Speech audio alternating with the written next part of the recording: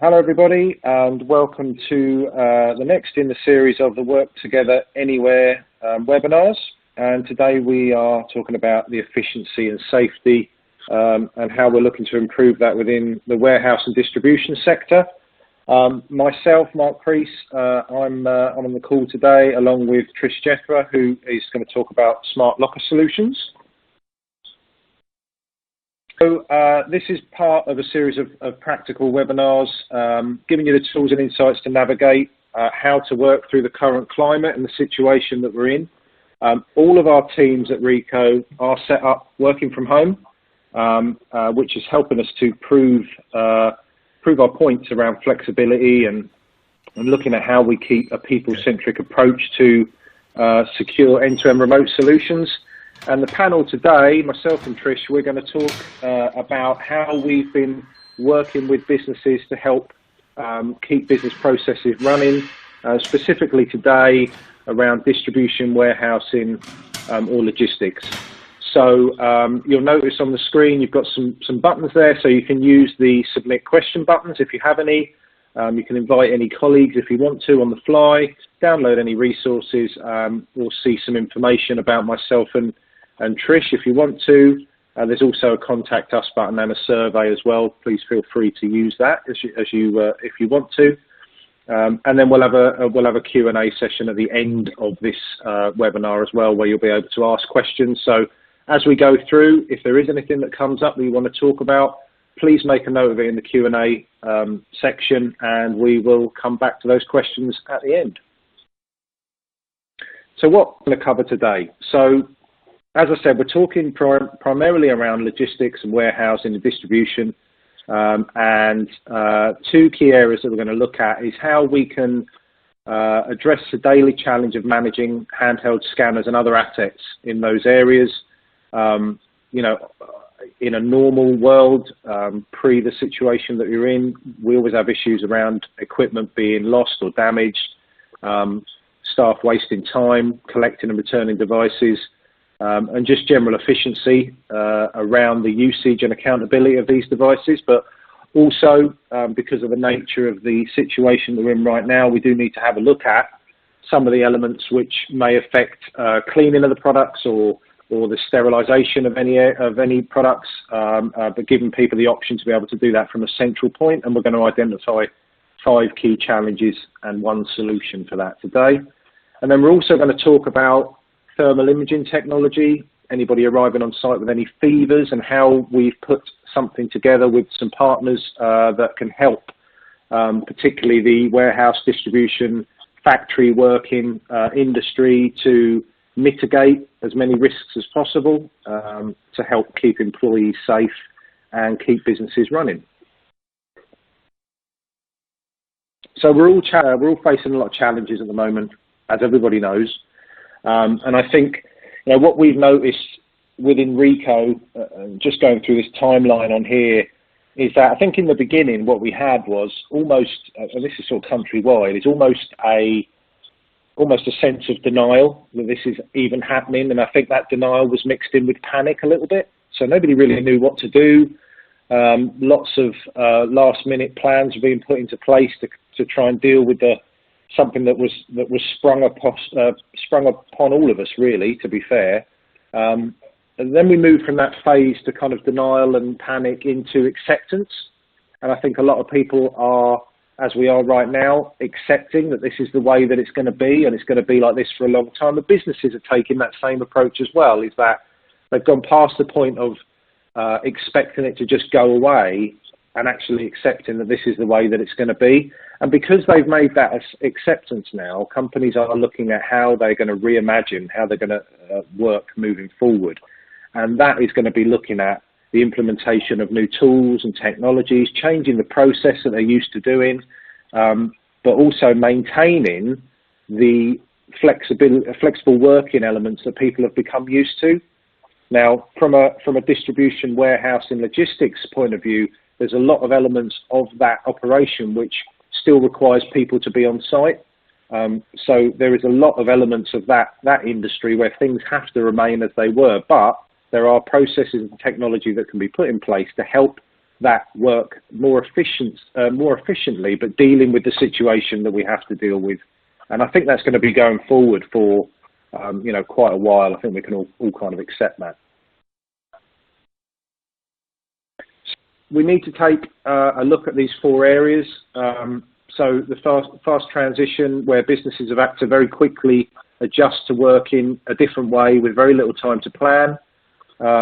Dealing with an uncertain time. However, there is still a lot of clarity in areas that we can control and things that we can plan for. We have to keep the businesses running as they were. We need to keep business continuity, but we need to manage the essential business functions in a different way, and also look at how we keep those systems of recovery in place, and then look at remote delivery and more at the contactless technology that we maybe were looking at before, and different technology that is in place to be able to enable that. But as that says along the bottom there, people make the IT work. The IT's got to be people-centric. It has to be something that's going to work for everybody. So moving as part of the webinar today around the solutions that we're going to talk about, we have Trish Jethra. She's going to talk about smart lockers, and I'll hand over to her now. Thank you. Thank you, Mark. So, as Mark mentioned, I'm going to take you through warehouse and logistics and how you can be more effective and productive in managing your handheld assets using smart locker technology. So if we start by looking at the current challenges within a warehouse environment. Now, some of these may resonate with you and some of them may not, but hopefully you can see how there are many challenges around time-consuming and manual processes that are currently within a warehouse environment. So these can be anything from actually distributing the handheld terminals, so whether that is through having a physical FTE, actually handing those out at the beginning of a shift, having a store cupboard where everyone pretty much can take whatever device they like. All of these things have a very, very time-consuming method, and we've seen so many different processes from our experience within warehouses, and all of them don't have any accountability for the items that are distributed. We do see a lot of those devices being hidden, lost, we've seen them being lost, and never handed back, and even sometimes in some cases stolen. And even when people are actually taking those devices, if they're not working, then they have to queue back into a long, lengthy queue, which can take up to 12 minutes to get another device. So really, there are so many different ways that we can increase the productivity within a warehouse space. What we've seen is actually the use of smart locker technology and how that can improve the situation and the accountability as well as the efficiencies for staff. Now, the smart locker itself is built as a unit, and you can see here a picture on your right with an internal controller. Now, that internal controller has authentication methods, so whether that's through a card reader or a PIN code, but essentially everyone is authenticating themselves at that device, so they're held accountable for each device that they take out for their shift. You can automatically manage the record of that device as well, so every transaction is recorded in a cloud-based portal.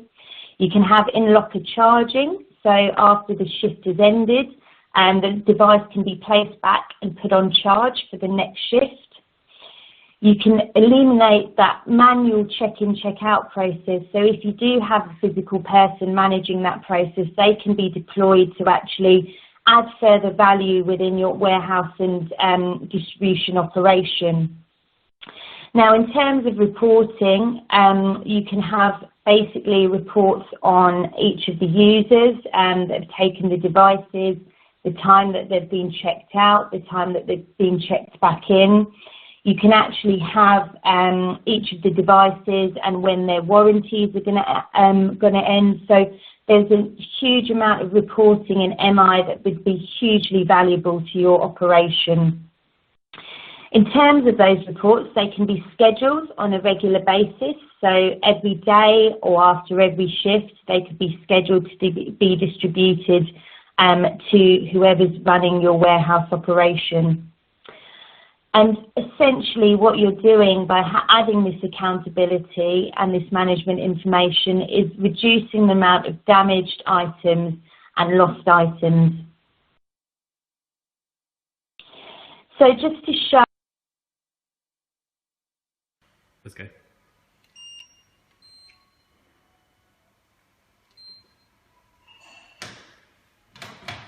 These assets can be taken from the warehouse, from the smart locker. Basically, all you do is you can walk up to the locker, authenticate yourself at the device, and click checkout. Once that item is checked out, the door will light up in blue, and then that item is yours and accountable, and you are accountable for that device until it's returned.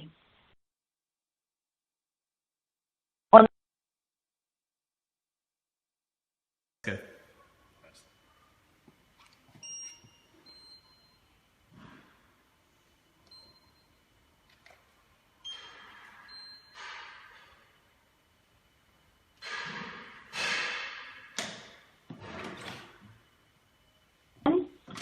Again, you walk up to the device, you scan your card, and then you can click return. Now, on return, we do have the option to actually say whether that device is ready for reuse or needs repairing. So if that device was damaged during the process of the shift, then you can actually say that it's damaged on return. Now, what that will do is actually lock down that door. So when the next shift happens, that item cannot be checked out, and an automatic alert is sent to the warehouse shift manager or to IT to actually go and obtain the item and fix it. As you can see from this flow chart, it shows exactly how that workflow process takes place. So through that checkout and check-in process. Now, what I wanted to sort of mention here is that actually this whole process, so the checking out process and the checking in process, can take up to a matter of seconds. So 12 seconds to check out and 12 seconds to check in, which is a huge, huge difference and a huge time saving in comparison to the normal process, which can take, from what we've seen, between 12 and 15 minutes if you've got a large operation with many people queuing up for a shift.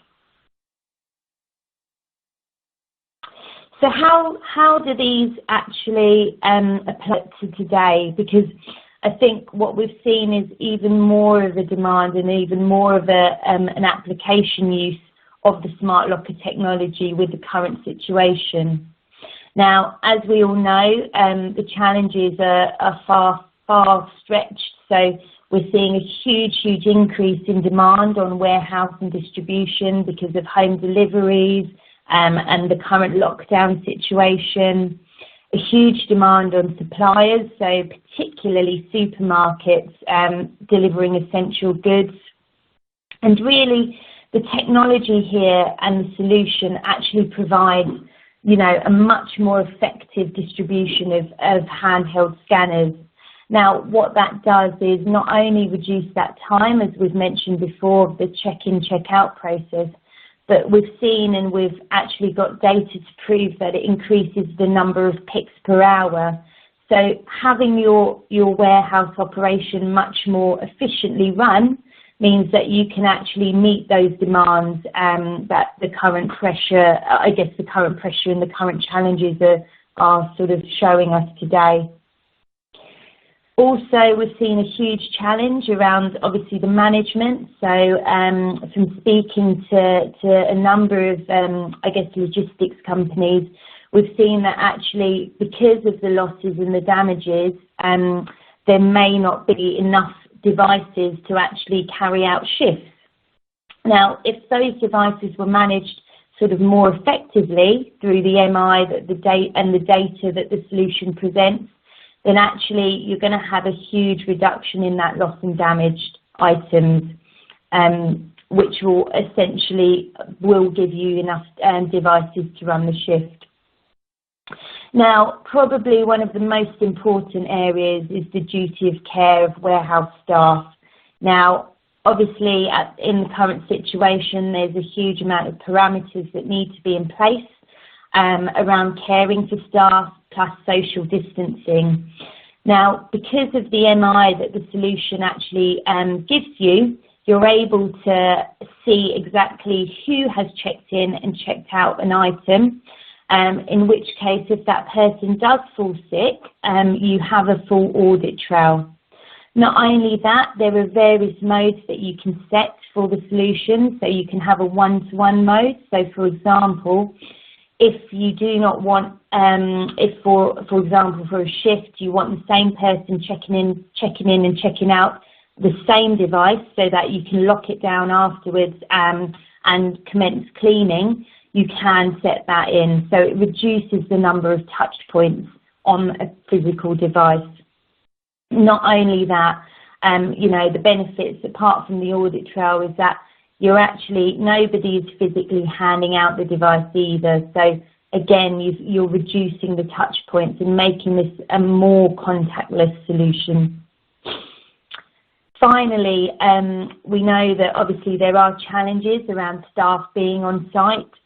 So if, for example, IT or support staff have to self-isolate, or there's childcare issues, for example, really the solution allows you to automatically manage those handheld devices remotely from wherever you are. So regardless of whether the operation is physically taking place, the actual management of the locker is through a cloud-based portal, as I mentioned, which means that actually the remote management of the assets is much easier. So that reduces the pressure on supervisors and whoever is actually physically at the workspace, and also gives better availability to those assets. So have a look at an actual live case. So this is a case study for a 3PL site, and this was pre the current situation, so pre-COVID. But regardless of that, this particular customer saw a huge return on investment. Now, if we look at actually the final bullet point as a start, this was how the customer built their business case to justify the use of smart lockers. And as you can see here, the reassignment of the physical person handing out the devices was enough to pay for the solution. But really, the winner here was the fact that they gained, when the solution was actually in operation, they gained 12 extra minutes per picking minutes, that is, per device per day, which was a huge cost saving. Now, not only that, they also had a 68% reduction in time taken to actually obviously hand over, because this was all done automatically through the smart locker, and a 50% reduction in asset losses and damages. Now, because of all of those cost savings, they actually almost saw a saving from day one. So whereas before, where they built their business case just on the particular reassignment of the cage hand, which would have given them an ROI in less than a year, because of all the other key benefits that drove from the smart locker technology, they actually saw that from day one. Now, obviously, the technology itself is very important, and the solution, but really it's important when you're managing such business critical assets to have the secure support structure around it. And Rico really can supply that through our extensive coverage of engineers across the UK. Now, alongside that, we have a full managed service, which you can see. So the managed service that we can provide actually gives intelligent UPS and intelligent 4G routers. So if for any reason at all, the power or the network was to go down in the DC, we actually can have automated response. So we will be able to proactively monitor that estate and have that backup immediately turned on, so as that technology does not go down and cause any delays or any risks to your current business operations. So that's just a quick overview of our smart locker technology. So I'm going to hand over now to Mark, who's going to take you through the thermal camera solution. Thanks, Trish. Great bit of information there. And, I think, Trish, that's fair to say that certainly the customers you've been talking about around this solution, there's been a fantastic take-up on that, hasn't there? Absolutely, yeah. A huge amount of interest at the moment, particularly. Yeah, I think particularly the return on investment element's quite an important piece to study, and that's something that we can share out with you guys later on. Anybody who's got any questions, as I said at the beginning, use the Q&A button, and we can talk about that at the end. So let's talk about thermal cameras. Okay, so what we are looking at is how we can we're carrying on with how we can keep the efficiency and safety within your sectors, warehouse and distribution sectors.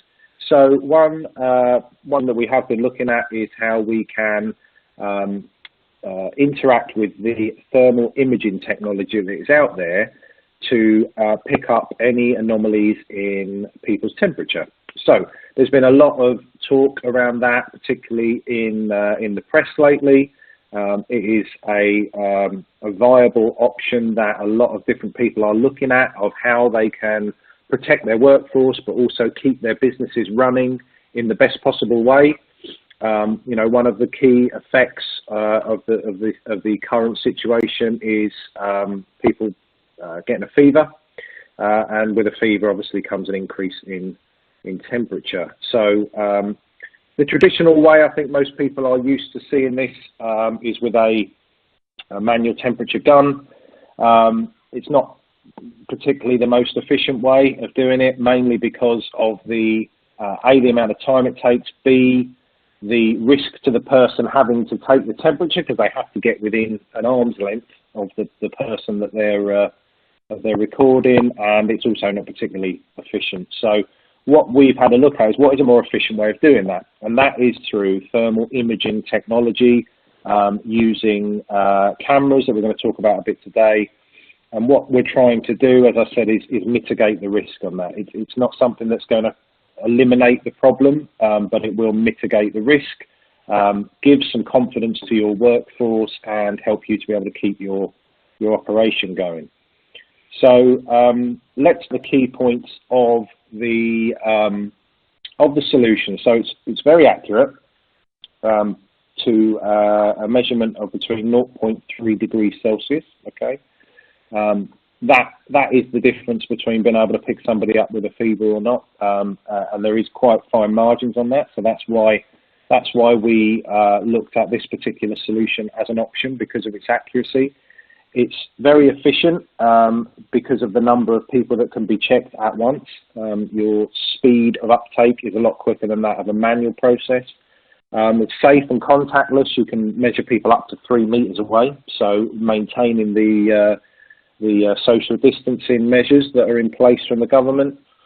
It can target multi-people, although you have to be aware that you're not going to have 30 people all in one place at one time anymore. I think the main thing around the multi-target measurements is that you can measure people as they walk through at a normal pace. You don't have to get them to stop, wait, do this, and so people can walk through and you can pick them up as they go.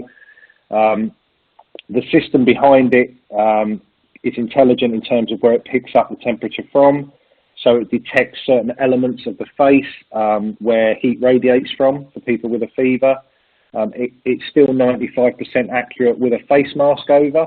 We give people the option of whether they want to run with that. So we have got some companies that have decided as a rule they've removed the face mask on entry, but it will still work with the face mask on, and it's very easy to install and very easy to relocate, as we'll talk about. So the solution is an all-in-one solution. It's effectively everything you see on the screen here is effectively what you get in the box. And what you have here is a thermal imaging bullet camera. You've got some some processing tools that are around that, effectively the brains of the system. There's a calibration tool, so it's called a black body. That is a calibration tool that sits in the image of the camera so that it keeps that constant monitoring of the correct temperature. And that's quite good from a warehouse perspective. Some of the companies that we work with in that sector, some warehouses can be cold, some can be hot, offices can be different temperatures. They're generally about the same, but certainly from a warehouse perspective, you can get quite a big fluctuation in temperature, and the calibration tool keeps that temperature of the environment constant, so there isn't any misalignment when it comes to people being detected. And it's all on a tripod, so as I said, it can be fixed if you need it to, but we've actually found that the tripod version is better because it allows you to be able to move it around as needed. It is compliant with the ASTM, which is the American Society for Testing of Materials. Now, this is an international specification for human thermal detection. This body is recognised by the World Health Organization and NHS England, so it may be an American Society for Testing, but it is recognised globally. And the main thing that they have put their stamp on is that it is in fact accurate to 0.3 degrees Celsius for monitoring the human body. So I mentioned this earlier about the speed of being able to detect multiple people. And when I say multiple people, I don't mean multiple people in the same space. I'm talking about people that are walking through the zone, if you like, consistently throughout the day.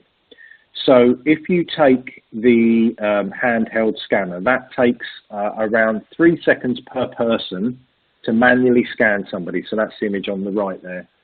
These thermal imaging cameras can measure 3 people a second. So if you're talking about, 5,000 people, which, is the measurement they use mainly for sort of airports, train stations and stuff like that, you can do 5,000 people in around 35 minutes with these cameras, where a handheld scanner would take something like 42 hours. So there's an obvious and real time-saving element there. And also, you're not putting anybody in danger of them having to get too close to somebody. You're not having to take somebody's time sitting there scanning somebody one at a time.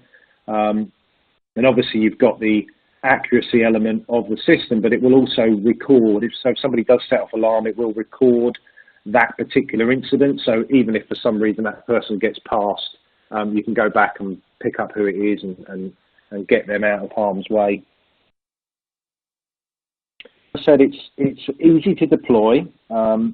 Out of the box, it comes with a tripod, as per the picture. That seems to be the easiest way of deploying it because people's entries and exits can sometimes change. It doesn't have to be fixed, although it can be fixed. We have got some customers that have decided to fix it permanently. But the majority of customers that we've worked with have looked at it on a mobile platform, both the calibration tool and the camera on a tripod. Very easy to set up, very easy to configure. And again, once those initial configurations have been done, quite easy to move around from different locations if you need to. Some of the key success stories that we've had via this company and some of our own as well is Shanghai Airport is the biggest success story they've got, mainly because of the numbers that they've done. So in the first week that they had this deployed, they had 1.2 million people that were checked. It had picked up 101 people with an abnormal temperature, and 60 of those people were referred to hospital. So, that is a testament to something that it does what it's designed to do. It is there to pick up an anomaly in somebody's temperature, and it does that. And there's over 15,000 systems that have been deployed worldwide. Some very big names such as Amazon, Costco. The NHS has them installed, particularly in the Nightingale Hospital that they set up, but some other sites as well. EDF Energy, Walker's Chris, Tesco's, and other airports and train stations as well. So as a summary, an overview of the thermal cameras, and obviously Trish has done her overview of the smart lockers. So, just to summarise what we've spoke about today, so we've covered the remote delivery element of the different solutions, what they can do. They are contactless as far as the cameras are concerned. We spoke about the smart lockers and how they can integrate into your existing infrastructure. The process automation across both of these solutions is all about efficiency, saving time and reducing costs. And there is ROIs, particularly around the smart lockers that predict that. All of them, as most conversations are right now, we're talking about the safety of staff, protection of their health, the confidence in them being able to do their job, but at the same time, as a business, showing resilience and reassuring staff that you are doing what you can to protect them as a workforce. But all of these products are really easy to deploy, quick to implement, and they can quite easily form part of your business continuity plan. But ultimately, they're all people-centric, and that's very much Ricoh's motto that we practice ourselves, is that if you look after your people will look after your business, and we're practicing that here at Ricoh. So get in touch. We have various ways that you can get in touch with us. So you can arrange a follow-up call if you'd like to discuss anything further. And you can do that via there is a Contact Us tab on this webinar, so please feel free to do that. You can access our Work Together Anywhere online content, and there'll be details provided around that. You can get the latest insights from some of our key people within the business around what they're finding, topics and trends in different industries, and some advice on there. And you can download our Work Together Anywhere ebook, which contains all the information about the different webinars that we've been doing. And as talking about the different webinars, look out for more webinars that are coming soon on the topics that are important to you. Our customers are talking to us from the warehouse and logistics sector, as well as what we spoke about today, but these other things as well. So everything on here we have been talking to all of our clients about, from office print right through to IT and cloud infrastructure and the business reporting that comes off the back of that. So, please take a look at the different elements that are on this slide.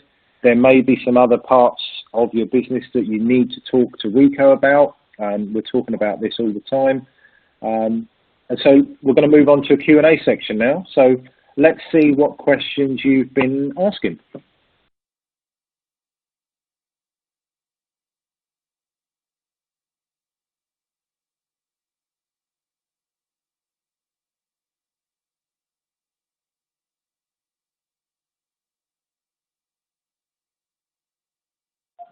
Right, so let's start with a question about the lockers. So Trish, I think for you on this one. So with the lockers, can you manage PPE via the lockers? Great question, thanks Mark. So I've actually got Carl from Apex, one of our partners, just on the line as well. Carl, would you mind answering that question? Sure. So the short answer to that one is yes, you absolutely can.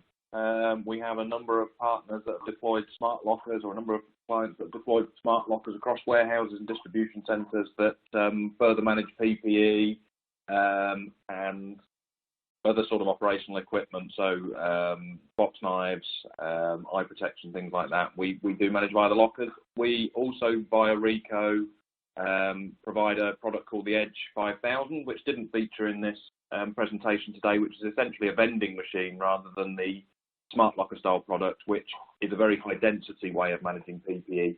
plugs into the same cloud platform, gives you all the same level of reporting and visibility of what the state of PPE is in your over all of your sites.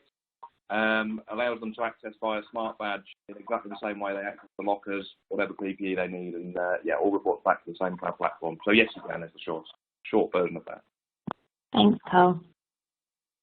Oh, thanks. Right. And just a note on that, everybody listening, there were some videos in the presentation. There are a few gremlins in the system today. I think they're bored from the bank holiday, so they decided to pop up today. So, but as I said a couple of seconds ago, the online resourcing that we've got around the e-brochures has got all the relevant documentation. So, let's do another question around the lockers. So, what is the typical, Trish, for you this one? What is the typical ROI timescales for a warehouse install for HHTs? Yes, so the handheld scanners. So again, actually, Carl, I know we worked very closely on the ROI that we mentioned previously, but again, would you mind speaking to that question? Yeah, sure. So, I mean, smart lockers managing large estates of handheld terminals is probably the quickest ROI of any product that we do. So the 3PL example that you talked around during the WebEx essentially paid for itself by the end of the first month. So by the time the payments were due and the solution was paid for, they were already net positive on it, simply because the time saving, as you saw, there were an additional 12 pick minutes returned per device. That particular site had 160 handheld terminals. If you multiply 160 handheld terminals by 12 additional picking minutes, it's more than 30 additional man hours a day return back to the business in productivity. So that more than paid for the solution immediately. We generally see ROI within the first 2 or 3 months in almost every case where we're handling more than about 50 or 60 handheld terminals. We would expect it to be in that sort of time period. Excellent. Thanks, Carl. Thanks, Carl. Right, so we've got a question here about the thermal imaging cameras. So I'll take this one. So can the thermal imaging camera be used for access control? The model that we spoke about today, that specific one can't, but we have a variation on that, which is actually designed to connect to an access barrier or a turnstile or something like that, where it actually uses the thermal mapping of the face. And then it has a variety of options in terms of what actually requires the access control. So that could be a facial recognition, it could be an NFC reader, it could be a pass card. So there is another option if you are looking to almost kind of automate the solution and have that restriction of people being able to flow through a turnstile, but also being able to make sure that their temperature is of the correct setting for coming into the building. So hopefully that answers that one. We have another question here. Let's talk about the lockers again for you, Trish. So with the lockers, please tell me more about the proactive monitoring service. Yes, absolutely. So again, I've got Dom from Viracom. So we're supported heavily around the support network for the lockers. So Dom, would you kindly just give a bit more of an explanation around how that monitoring piece works? Yeah, no problem. So as you alluded to in the presentation, Trish, the locker is actually made up of 4 or 5 different moving components. So that's the router, the locker control unit, or the UPS device. These individual components are actually managed and monitored by their own vendor portals, and they pull all the live data and real-time feeds onto those vendor portals. However, what we notice is actually nothing happens with the live data unless you do something with it. So Ascension Cloud comes in and sets different tolerances onto the different vendor portals so that if there's ever a change in the status with connectivity or a power change, then a task is automatically raised onto the system, which enables the first line support to be proactive rather than reactive and give the customer a call and say, look, we've noticed something's changed in the locker. Please can you go and make sure the lights are on with this component or it's plugged in correctly? And if it's something that we can't solve remotely, we're then able to send a Rico engineer to site to get the locker back up and running the way it should be, which obviously increases the uptime. That answers that question. Yeah, thanks, Dom. Right, thanks, Dom. Okay, so we have another question. Can you support internet for devices in the lockers, Trish? That's a great question, and actually, again, I'm gonna pull on Carl. No problem, Mike.